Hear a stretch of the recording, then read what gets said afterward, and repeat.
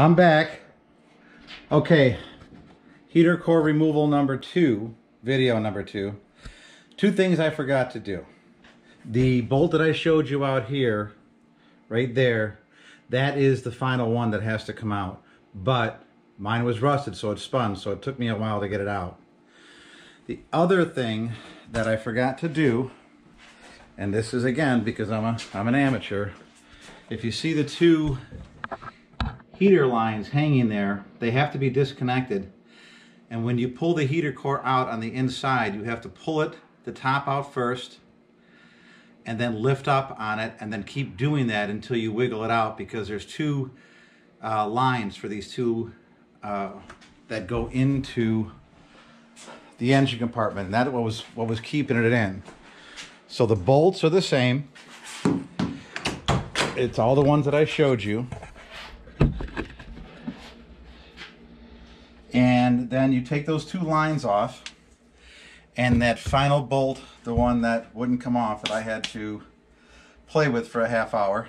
That's why I didn't have the video on. Once I did that, I jiggled it up and out, and the whole thing came right out.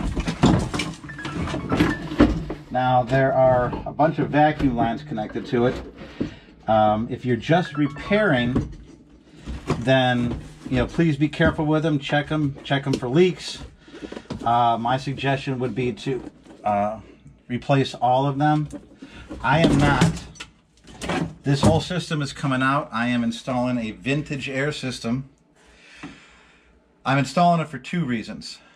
One, I don't like the size of this, and I don't want to work with something old, so I'm going brand new. The other part is, if you come out here to the engine compartment, with a vintage air system, this is not here.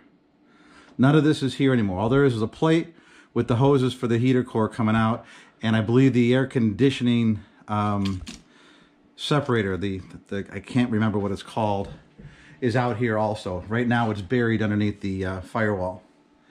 I've got all the bolts for this out. This was one of them. There's one way buried in there, and then there's one you have to get from underneath.